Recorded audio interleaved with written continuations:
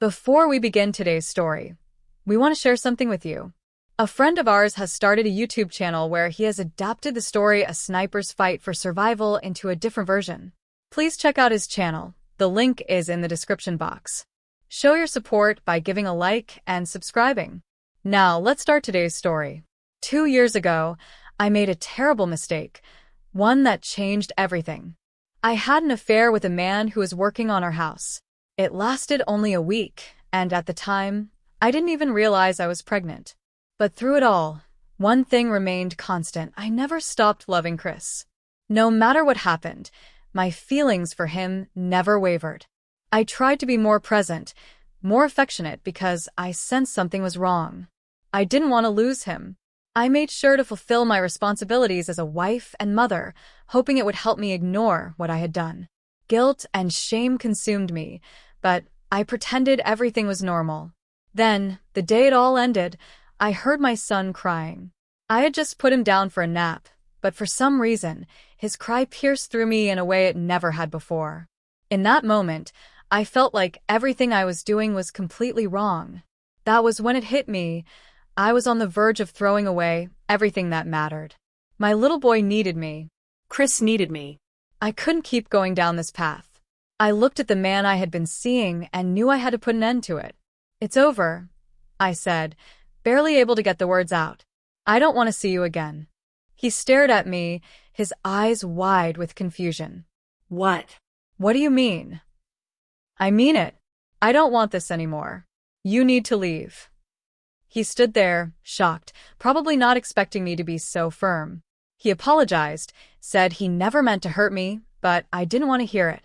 All I could think about was my family, the life I was about to destroy. A few weeks after the affair, I found out I was pregnant. I immediately assumed the baby was Chris's. After all, I had only been with the other man twice, and both times were during what I thought was a safe time in my cycle. I convinced myself that there was no way the baby wasn't Chris's. I didn't even question it. But now I know the truth. It only takes one time. And I've had to live with that reality ever since.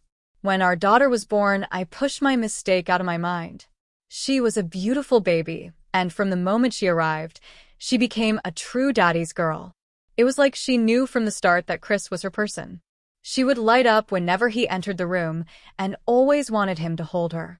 Watching their bond both warmed my heart and filled me with guilt. It made me realize just how deeply I loved my family. Then, a little over 4 months ago, I gave birth to our second son. The pregnancy wasn't easy. I was diagnosed with preeclampsia and had to be on bed rest for the last 2 months. It was terrifying. I was deeply worried about my health and the baby's well-being, but Chris was incredible during that time. He took care of everything around the house, making sure I had everything I needed. He kept me calm, reassuring me that everything would be okay. Most importantly, he made sure I was comfortable. "I've got you," he would say whenever I voiced my concerns. "We'll get through this together. You don't have to worry about anything." And he truly meant it. Chris was by my side through every checkup, every complication, and every moment of uncertainty. It wasn't just about the baby's health. He was making sure I was okay too. He supported me in ways I hadn't even realized I needed. Thankfully, everything turned out fine. Our son was born healthy, and now, for months later, he's thriving. Every time I look at him, I see so much of Chris in his little face. He has his father's eyes, his smile, even his mannerisms. It's like looking at a mini version of Chris, and it fills me with overwhelming love and gratitude. Everything seemed perfect in our marriage. I had moved past the mistake I made 2 years ago, and we were in a good place, happy, content, raising our 3 beautiful children. But then, 2 weeks ago, everything changed. It was a Saturday morning when Chris told me he had something important to discuss. His parents were visiting, and they volunteered to watch the kids while we went into the bedroom for privacy. The moment we sat down, I could feel the tension in the air. Chris's expression was serious, his eyes carrying a weight I didn't understand. My stomach twisted into knots. "Linda," he began, his voice steady, but there was something beneath it that made my heart race. "A few months ago, I had all 3 of our kids' DNA tested." I froze. My mind struggled to process what he had just said. What? I whispered, my voice small and confused. Why would you do that? Chris looked at me, his face unreadable, almost like he was bracing himself. He didn't answer my question immediately. Instead, he continued speaking, and the calmness in his voice was the most terrifying part. Our daughter isn't my child. The blood drained from my face. My mind went completely blank. How? I stared at him, my mouth slightly open, my chest tightening like I couldn't get enough air. The room spun around me. I felt like I was going to faint. I tried to speak, to ask questions, to demand answers, but the words wouldn't come. I couldn't form a single sentence. My entire body went numb as I sat there, completely stunned by the bombshell he had just dropped. Chris didn't give me time to respond. Don't lie, he said firmly. Don't try to explain anything. I already know who the real father is. His voice was cold, emotionless. It was as if he were reading from a script. You should reach out to him for support, he continued. I won't be doing it anymore. Once we get divorced. Divorce. I couldn't even process what was happening. My body reacted before my mind could catch up. I collapsed onto the bed, burying my face in my hands as gut-wrenching sobs tore through me. My chest ached, my heart shattered into pieces. Chris knelt beside me, but his presence felt distant. He pulled a folder from under the dresser and handed it to me in silence. What is this? I whispered, my voice barely audible as I wiped my tear-streaked face. Open it, he said. His tone was disturbingly calm, sending a chill down my spine. With trembling hands, I flipped open the folder. Divorce papers. My breath caught in my throat as fresh waves of tears flooded my eyes. My hands shook violently as I held the documents, barely able to breathe between sobs. Chris didn't move. He didn't comfort me. He just sat there, cold and composed, like a stranger. The contrast between my complete devastation and his unwavering calmness made everything feel even worse. I struggled to speak through the sobs, my voice barely a whisper. How did you find out? Chris looked at me, his expression unreadable. That's none of your business, he said flatly. I flinched at his cold response. But how long have you known? I asked, my voice trembling. Chris sighed, his expression unchanging. Longer than you think, he admitted. But I didn't act on it because of your condition. Now that you're feeling better, and the baby is fine.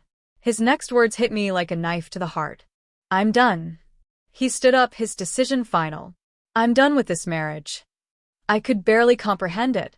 The pain was suffocating, but I forced myself to ask, do your parents know? Chris nodded, his face unreadable. Yes. They found out as soon as I did.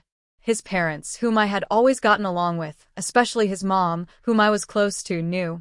And yet, she had never said a single word to me about it. Since that day, I've fallen into a deep depression. I've begged Chris for forgiveness, tried everything I could think of to make him reconsider, but he shuts me down every time. He doesn't want to listen. He won't even let me explain myself. I don't care why you did it, he told me coldly. I won't stay married to someone who cheated. He insists on having a smooth divorce, wanting us to remain civil for the sake of the kids. But the way he keeps referring to our 2 kids makes it clear he has already made up his mind about our daughter.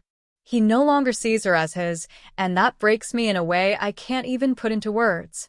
The other day, in a moment of anger, I lashed out. How can you just give up on your daughter like that? I snapped. Before he could even respond, I realized what I had said. I felt like a monster. I quickly apologized, my voice trembling. I'm sorry. I shouldn't have said that, I whispered, my eyes welling up with tears. It's just it overwhelms me. I've made so many mistakes, but I'm taking full responsibility. I understand how you feel. I really do. But I still want our family to stay together. Chris didn't soften. His eyes were cold, his voice unwavering. You should have thought about that before you slept with another man. And he was right. I knew that. I knew I had ruined everything, and no amount of apologizing or begging would change that. For now, Chris is still living in the house, but he's moved into our son's room, sleeping on the spare twin bed. Every night, I hear them talking and laughing together, and it destroys me. I feel the distance between us growing a little more each time. I try not to listen too hard, but the sound of their conversations, their joy, only reminds me of what I've lost, of what I might never get back. Other than that, not much has changed. Chris is still the same loving, attentive father to our other kids. He still cares deeply for them. It's as if nothing has shifted for him in that regard. But sometimes I think we're making some progress. I fool myself into believing that, maybe, we're on the path to healing, even if just a little. And then he asks me, "Have you found a lawyer yet?" And just like that, any hope I had shatters. I'm in full panic mode. I'm willing to do anything to save my marriage, anything to make things right again. But for now, I'm just taking it day by day, hoping, praying, that somehow we can work through this. As far as I'm concerned, Chris is my daughter's real father. He's the one she's known, the one she loves, and he loves her just the same. He has never treated her differently, even after everything came to light. She's his daughter. He's always been there for her, even though our marriage is falling apart. But Chris keeps telling me, day after day, that I need to get a lawyer, that I need to contact the biological father so he can step up and take responsibility. I refuse. I can't do it. Chris is her father.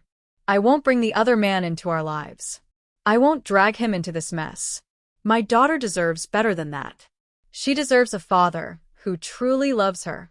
And that's Chris, not him. But then Chris did something I never expected. He called the owner of the business that had done the work on our house, and he told him everything. As soon as Chris told me what he had done, my stomach dropped. Horror washed over me. This was the last thing I wanted to happen. And now it was all out in the open. The owner, it turns out, is the father of the man I had the affair with. When he found out, he was furious with his son. He called Chris, apologized profusely, practically pleading with him. He promised that he would make things right, that he would force his son to take financial responsibility for our daughter. I felt ashamed, but at the same time, part of me was relieved that someone was finally taking some responsibility. The owner also refunded Chris for all the work done on our house, which was a significant amount. I couldn't believe it, but I didn't even know how to feel about any of it anymore.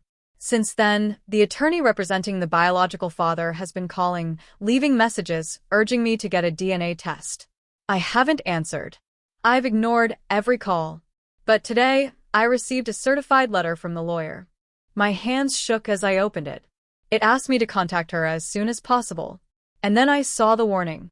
If I didn't respond within 7 days, she would file a challenge of paternity claim on behalf of her client. I can't believe this is happening. I don't want this stranger invading our lives, tearing my family apart. But I spoke with the attorney today. And now I have an appointment scheduled for this coming Wednesday to have my daughter's DNA tested. I never thought I'd be here. But here I am, trying to deal with the consequences of my actions.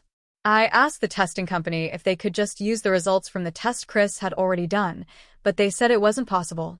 When I told my husband about the appointment, he just said, "Good." It stung, hearing him be so cold, but at the same time, I know he's trying to protect himself.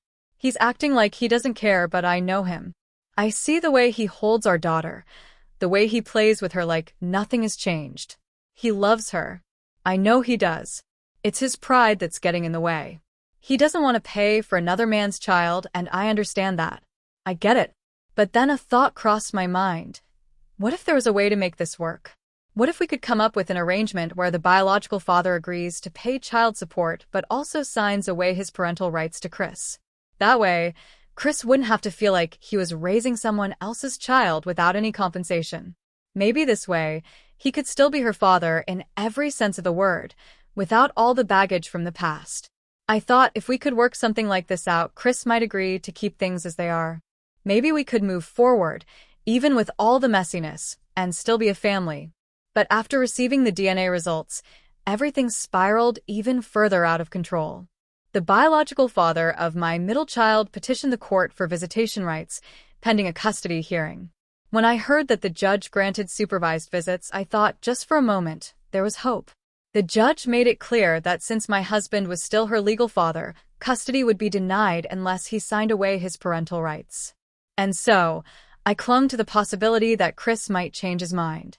That evening, I sat down with him, my heart racing, hoping, praying he would reconsider. But when I spoke with him, he told me his attorney had already been in touch with the biological father's lawyer, and they were already working out an agreement. I begged him, "Please, Chris, don't do this. Please reconsider. You're her father. She needs you." But his response was firm. "I love her, Linda. I do. But this is what's best for her and for everyone involved. It's the only way to move forward." I couldn't stop the tears from falling. "Please," I pleaded, "don't let him be a part of her life.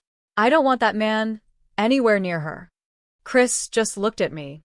"You should have thought about that before you cheated, Linda. This is the consequence." Desperate, I tried again. "Please let me make it up to you. I'll give you all the child support checks. All of it. You can do whatever you want with the money." His expression darkened. "You're serious?" he asked, his voice laced with disgust. I nodded, my hands trembling. "You're a sick person," he muttered, shaking his head before turning away from me. That was the moment I knew. It was over. My husband signed away his parental rights, something I never imagined would happen. The biological father now pays child support and has 25% custody of our daughter. Something I had feared, yet couldn't stop. It feels like a nightmare. On the other hand, Chris seems almost relieved by all of this. And now, the final divorce hearing is scheduled for the first week of next month. A cruel countdown. A date I can't stop thinking about. Even though there's nothing left to fight for. I've agreed to everything he wanted in the divorce, the property settlement, the custody agreement, all of it. There's nothing left for us to decide. The hearing is just a formality now. All I can do is show up. And let it end. I had hoped, so desperately hoped, that Chris would change his mind before the divorce was finalized. That maybe, once the weight of the situation settled, he'd see that we could somehow make it work. But with each passing day, it seems less and less likely.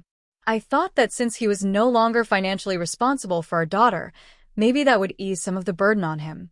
Maybe it would make him reconsider. But he hasn't. He hasn't even hinted at it.